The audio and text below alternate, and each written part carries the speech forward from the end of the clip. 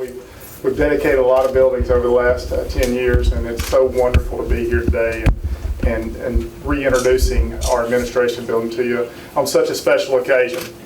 I do want to welcome all of you, especially Mr. Rowe's family. It's a beautiful family, Mr. Rowe, to our campus. On behalf of the University of Arkansas Hope and Texarkana Board of Visitors, our foundation board, and the UA Hope and Texarkana faculty and staff, we're so pleased to have all of you here today for this very special occasion. It's a special occasion not only for our campus, but also for our community and the entire region. Today is special because it was on this day, exactly 50 years ago today, July the 1st, 1965, that Hope was named the site for the newly created Red River Vocational Technical School. That was also the day that Mr. J.W. Rowe was named as our founding director. Now, Mr. Rowe will be the first to tell you that it took everybody in our entire community to ensure that this facility, this institution, would be located right here. It also took the concerted efforts of our entire community along with our elected and other leadership, civic leadership, to secure Hope in a competition with, most of us don't remember this because we weren't here then, 16 other cities at that time were competing for this institution. It is that commitment, dedication, and vision of 50 years ago that we celebrate today. We celebrate it because it quite literally made everything we've done and will do in the future possible. We celebrate it because it has and will continue to improve the lives of so many through education. We celebrate it because of the impact it has had and will continue to have on our economy because of our partnerships with business and industry. And we celebrate it because it is our founding that has to this day bound us together in a collective commitment to progress for the last 50 years. And it will continue to bind us all together in that same collective commitment for the 50 years in the future and beyond. Now, we all gather here today to celebrate our founding. What we are really celebrating is who we are and what this institution stands for. And in my mind, there's no better example of that than Mr. J.W. Rowe, our initial and most tenured leader. Now, Director J.W. Rowe served this institution from July the 1st, 1965 until December the 31st, 1987. His 22 years of service and his vision for our community and our commitment to his students, along with our business and industry, is at the very base of our DNA here today. Now, he is known for his commitment, unwavering commitment, to always putting students first. He understood that the greatest gift that he could bestow on our citizens was access to skill training opportunities. And he and his staff delivered that commitment in the most effective and impressive way. In fact, during Director Rowe's career, Red River Votech, as we used to call it, touched 6,850 regular vocational students, along with an additional 1,150 night class students. Those students came from all over this region, often on buses deployed by Mr. Rowe to ensure that no one was denied the opportunity of the access to our great training. 50 years after our founding, it is my greatest privilege as Chancellor, on behalf of us all, to reconfirm our commitment to those same values and principles of service to students and the community. It is also our privilege on this historic date to rename our administration building the J.W. Rowe Administration Building in recognition of Director Rowe's contribution to every one of us here today.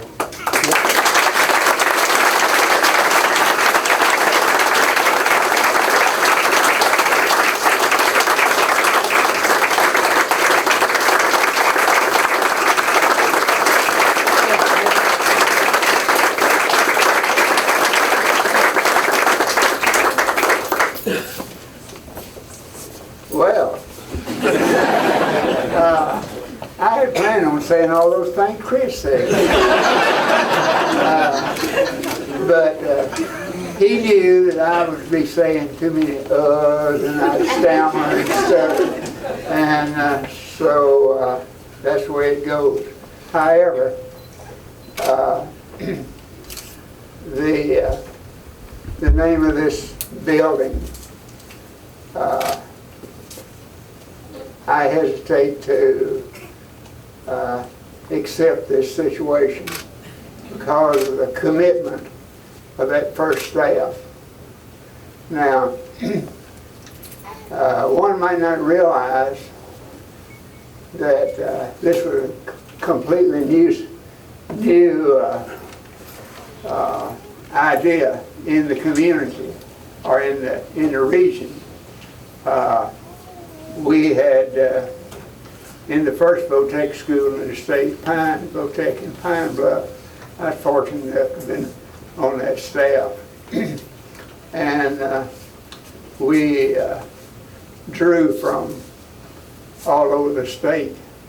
Employment Security Division, we visited all of the Employment Security Division, all the counselors in the state, and most of the county agents in the state to tell them about the Votech system. Governor Faubus was a firm believer in the vocational technical school system. The Employment Security Division, Earl Downs' administration of the school here was behind us 100%. One of the ladies that's here, her husband was superintendent out at Guernsey, and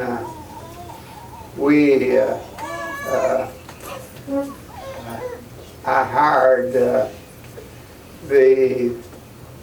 what became the business education teacher. However, when I hired her, I didn't realize that she didn't have any credentials for being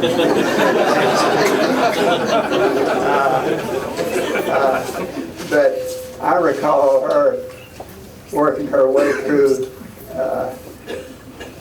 A&M College over there in the business office and in the area over there, and she worked and was so enthusiastic about it. And I asked Mr. Brown, the county school superintendent at the time, I said, who in the area gets more student jobs than anyone else, because we knew then that the idea behind the Votech system was not only just training, because training in itself without jobs and without placement and this sort of thing is sort of futile. So he said, well, no question about it. He said, Elsie Huckabee. I said, well, I knew Elsie Elder in college, and he said, that's Elsie. So I called Elsie over the telephone and offered her the job. She said, now, said, times changed a little bit. Said, I don't look like I did when I was in college. She was a majorette in college also. So I told her, I said, well, those things are not important anymore. And the superintendent I'm talking about was Oris Thornton. Oris and I was in college, and Carolyn came right after Ms. Underwood, the founding LPN instructor. Carolyn came and seemed like she was here forever.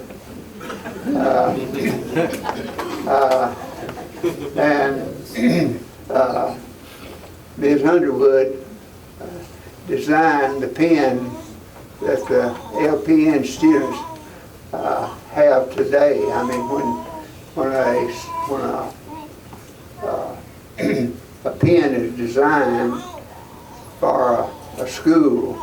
Well, it is, it never changes. So the first pens were gold. However, I think gold was maybe $25 an ounce then. Maybe it's $1,200 an ounce now. But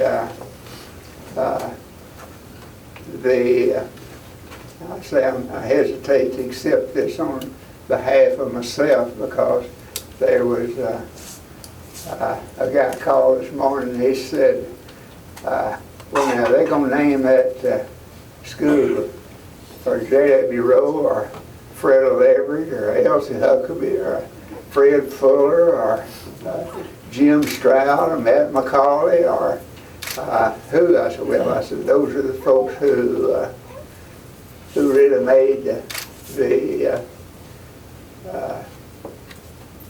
who made it what it is. And I sure don't want to take any.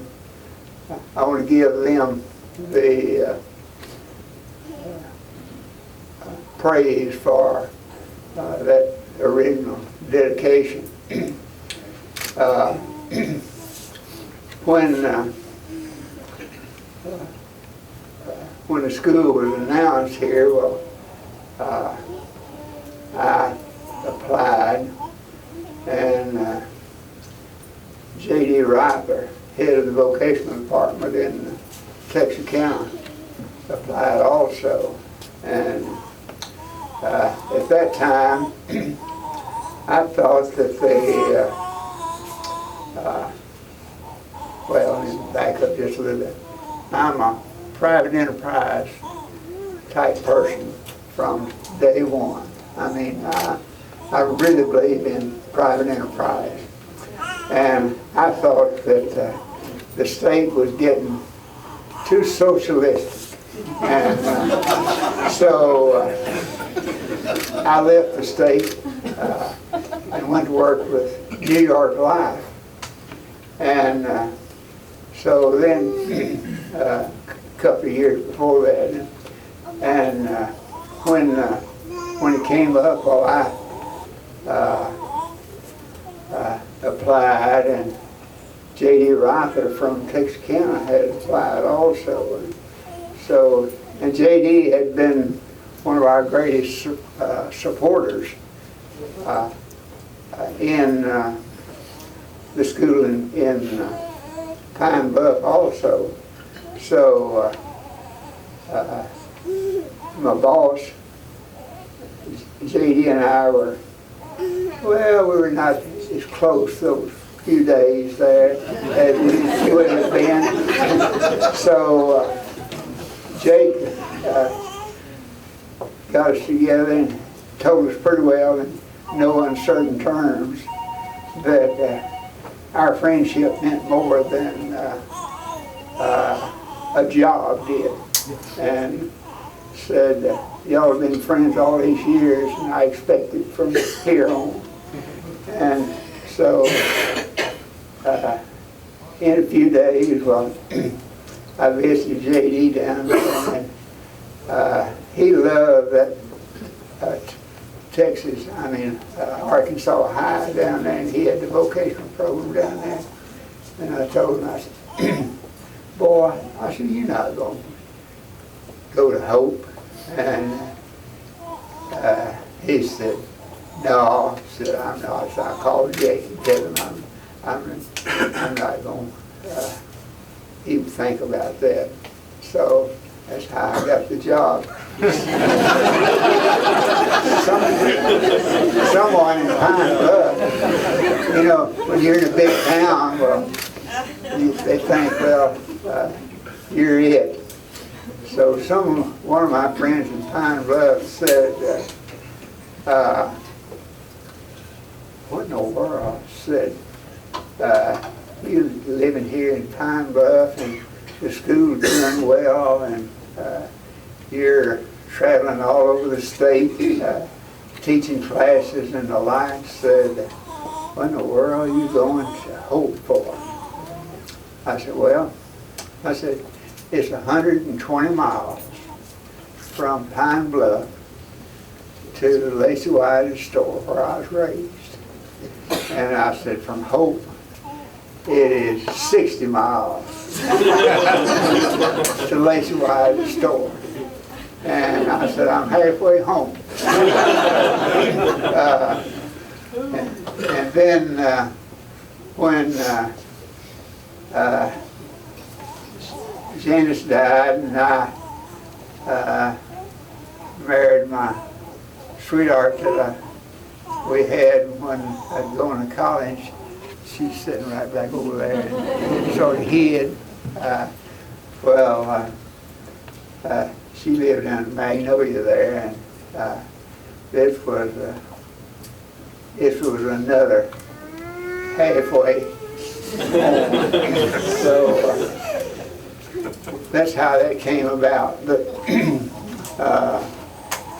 this whole area was the most cooperative that you could ever think of, as you know now. And we ran those buses out, and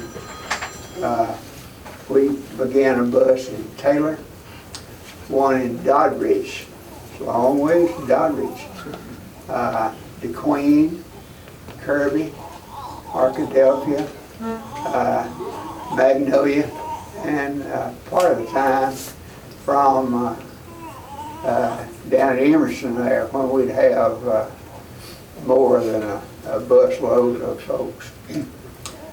Bus transportation was and is expensive. However,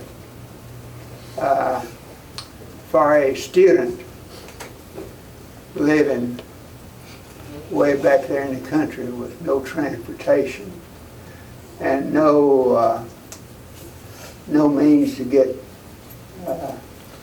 to a school, it was a godsend. State board education was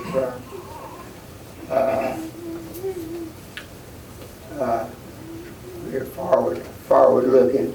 Oh, and there was almost no politics involved in the situation.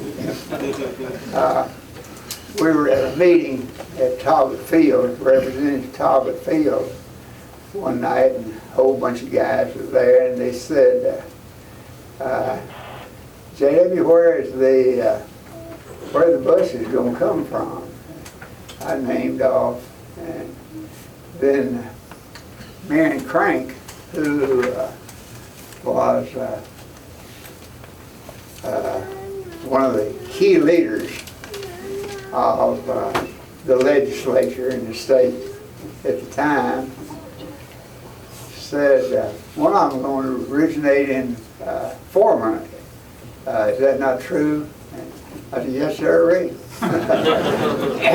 And of course, until Cossatot came along, we had enough students to justify the bus coming from Foreman.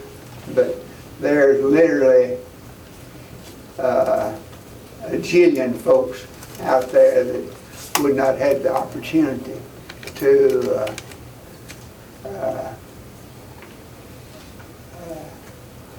get education and training.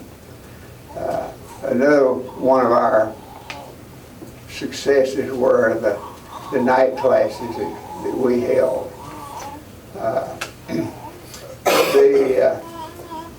We did the apprenticeship program, which is a federal apprenticeship program for Red River Army Depot. And the guys in the legislature up there got wind of that we were using Arkansas money to train Texas people. Well, Bob Douglas, who was senator from Texarkana down there, looked into the thing and found that there was more Arkansas people on the going to the well, as we were using federal funds, so federal funds doesn't know. They don't know where the line is anyway. And,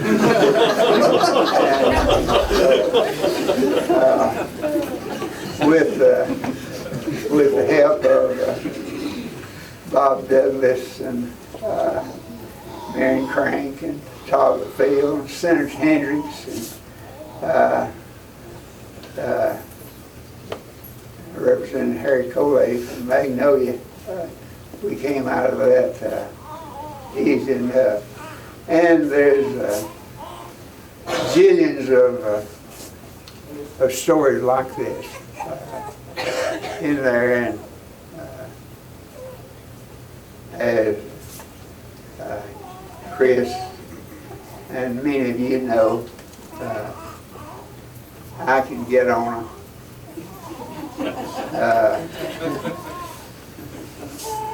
a stump about the school here, and I'm pleased to see that as much as it's grown and how much opportunities there is now compared to back there then. It's a totally different concept. Today you've got computers, you've got communications that we couldn't imagine at the time back there then. I appreciate more than a little bit my family and all these great grandchildren being here today, and I taught a young man in El Dorado. He graduated in El Dorado in 1957, and we've been close friends ever since. And, Dink Webb from Pine Bluff is here today, and I appreciate him and each of you coming here today also means a lot to me, and I hope means a lot to the university here, and I hope that you will continue to support it too. There is one thing that really means a lot to me, and the community of the area has been generous also. That is in scholarships. There's still so many people out here that need just a little bit of extra money to come to school. And the school has a foundation here that Jill Bobo is in charge of, and the monies are well spent. They're all accounted for, and I've had the opportunity to see some graduations and some recognition of some folks, and it's my hope that he won't continue to throw money into this university, and that I can catch up with the number of scholarships that Ned Ray Pirtle because when they have recognition, well, what do they say? This scholarship is from Ned Ray and Carolyn Pirtle. The next scholarship, Ned Ray and Carolyn Pirtle. Boring, isn't it? No, it's not boring, because those students, just a $50 situation means a lot of difference between being comfortable and not. One thing that some innovative situations that the university's done is they've had a lending library here on books, for example. They got a grant to buy some books, because those books nowadays are very, very expensive. And they lend those books to students for the length of time there. And also, back when the gasoline was up closer to $4 a gallon, well, they used some of this scholarship money to buy some gas cards. And for those folks who would carpool, help them with their transportation. And those things are common sense, but they look just big around to those recipients. Of course, my home is right here beside it, and I intend to, for a long time,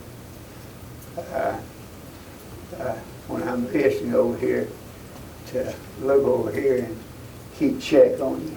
So, I got your number, bud. Thank you for coming.